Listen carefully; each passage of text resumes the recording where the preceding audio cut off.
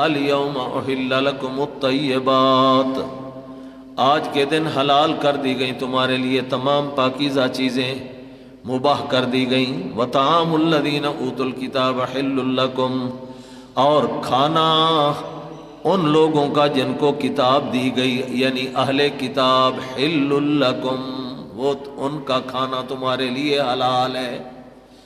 یہاں طعام سے مراد ذبیحہ ہے، مطلق کھانا نہیں ہے۔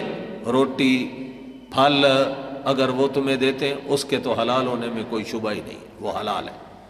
یہاں پر جس چیز کو حلال کہا جا رہا ہے وہ کیا ہے؟ طعام سے مراد ذبیحہ، اہل کتاب کی ذبیحہ کیا ہے؟ تمہارے لیے حلال۔ وطعامکم حل لہم، اور تمہارا ذبیحہ ان کے لیے حلال ہے، ان کا ذبیحہ تمہارے لیے حلال، تمہارا ان کے لیے حلال۔ یاد رکھنا اہل کتاب مشرک تھے، اہل کتاب کیا تھے؟ مشرک تھے۔ کیوں؟ عبداللہ بن عمر کہتے ہیں، بخاری میں آتا ہے کہ جو اللہ کے ایک بندے عیسیٰ کو اللہ کا بیٹا بنائے، اس سے بڑا مشرک اور کون سا ہو سکتا ہے؟ مشرک تھے۔ خود قرآن نے کہا سبحانہ عما یشرکون، جن جن کو وہ اللہ کا شریک ٹھہراتے ہیں اللہ تعالیٰ اس شرک سے پاک ہے۔ تو یشرکون کی نسبت کن کی طرف ہے؟ اہل کتاب کی طرف ہے۔ تو مشرک ہیں تو قرآن نے یشرکون کہا ان کو، اگر مشرکین نہ ہوتے تو یشرکون کی نسبت ان کی طرف نہ ہوتی۔ مشرک ہونے کے باوجود قرآن کہتا ہے طعام الذین اوتوا الکتاب حل لکم، ان کا ذبیحہ تمہارے لیے حلال ہے۔ کیوں حلال ہے؟ اس میں علماء نے دو چیزیں لکھی ہیں۔ ایک چیز یہ کہ ذبح کے وقت اگرچہ عقیدہ ان کا مشرکانہ ہے، لیکن ذبح کے وقت وہ نام اللہ کا لیں، بسم اللہ اللہ اکبر۔ ذبح کے وقت غیر کا نام نہیں لیا۔ اگر غیر کا نام لیا، کسی بزرگ پیر فقیر کے نام کی نیاز کے طور پر کہا یہ میں اس کے لیے دے رہا ہوں، حرام ہے، اس کا ذکر تو پہلے آ گیا ما احل بہ لغیر اللہ میں۔ لیکن جس وقت ذبح کے وقت میں اللہ کا نام لے رہا ہے تو اب اس کو حلال کہا جائے گا، یہ پہلی شرط ہے۔ نام کس کا لے؟ اللہ کا۔ اور دوسری شرط اس کا طریقہ ذبح کا مسلمان کے طریقے کے بالکل عین مطابق ہو۔ یعنی جیسے ہمارے ہاں 4 رگوں کا کاٹنا ہوتا ہے، ذبح کے وقت میں 4 رگوں کو کاٹنا یہ تو عزیمت ہے۔ 4 میں سے 3 بھی کٹ جائیں تو حلال ہوگا، لیکن اگر 2 کٹتی ہیں اور 2 نہیں کٹتی حرام ہو جائے۔ 2 کٹیں اور 2 نہ کٹیں حرام ہوگا، 3 کٹ جائیں حلال ہوگا، 4 کٹ جائیں بطریق اولا حلال ہوگا۔ اب جو طریقہ اہل کتاب کا استعمال میں آتا تھا من و ان اسلام کے طریقے کے مطابق وہ ذبح کرتے تھے، اس لیے ان کے ذبح کو مسلمان کے لیے حلال کہا گیا، چونکہ ان کا طریقہ ذبح بھی مسلمان کے طریقے کے عین مطابق، اور ذبح کے وقت نام بھی اللہ کا لیا گیا، لہذا وہ حلال۔ طعام الذین اوتوا الکتاب حل لکم وطعامکم حل لہم، تمہارا ذبیحہ ان کے لیے حلال ہے۔ رہا آج کل کے مشرکین کی ذبیحہ، تو اس میں جمہور فقہا اور جمہور امت کا مسلک یہ ہے کہ چونکہ جس طرح وہ اہل کتاب ایک دین سماوی کے قائل تھے، یہ بھی ایک دین سماوی کے قائل ہیں، وہ ایک نبی عیسیٰ یا موسیٰ کو مانتے تھے، یہ بھی نبی حضرت محمد کو مانتے ہیں۔ جس طرح وہ تورات و انجیل پڑھتے تھے، یہ بھی قرآن اللہ کی کتاب پڑھتے ہیں، لہٰذا علت ایک جیسی پائی گئی، جو علتیں ان میں تھیں وہی علتیں ان میں بھی ہیں، لہٰذا ان کی ذبیحہ بھی حلال۔ کچھ سمجھ آئی؟ ان کی ذبیحہ بھی حلال۔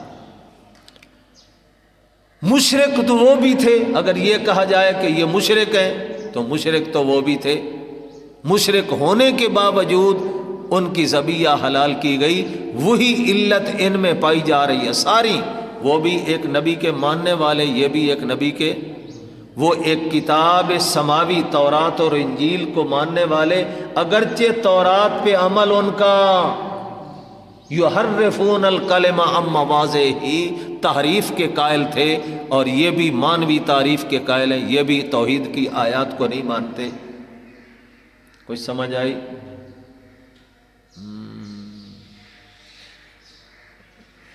رانے اسلم تے نیند دا غلبہ ہو گیا، ابھی تک تو بہت وقت پڑا ہے۔ اچھا جی، وہ بھی ایک نبی کے ماننے والے، یہ بھی ایک نبی کے ماننے والے، وہ ایک کتاب کے ماننے والے، یہ بھی ایک کتاب کے ماننے والے، اس کتاب پر ان کا بھی عمل اور عقیدہ نہیں، ان کا بھی اس کتاب کے اوپر عمل عقیدہ نہیں، لیکن پھر کیا وجہ ہے کہ ان کی ذبیحہ کو حلال کہا جائے اور ان کی ذبیحہ کو حلال نہ کہا جائے؟ علتیں ساری کی ساری پائی جاتی ہیں، طریقہ ذبح ان کا بھی وہی جو مسلمان کا، ان کا بھی وہی، یہ بھی ذبح کے وقت میں بسم اللہ اللہ اکبر ہی کہتے ہیں کہ نہیں کہتے؟ اگر وہاں پر اللہ کے بغیر پیران پیر کا نام لیں گے حرام ہو جائے گا، پنجتن پاک کا نام لیں گے حرام ہو جائے گا، کسی بزرگ کا نام لیں گے حرام ہو جائے گا، تو وہ تو الگ مسئلہ ہے بھائی، ما اہل بہ لغیر اللہ، اس کے اندر تو جھگڑا ہی نہیں ہے۔ بات تو یہ ہے کہ اللہ کا نام لے کر اگر کوئی مشرک بھی ہو تو وہ ذبح کرے گا تو ذبح حلال ہوگی یا نہیں ہوگی؟ قرآن کہتا ہے وہ مشرک تھے اور اس کے باوجود ان کی ذبیحہ حلال، وطعام الذین اوتوا الکتاب حل لکم وطعامکم حل لہم۔ کچھ سمجھ آ گئی؟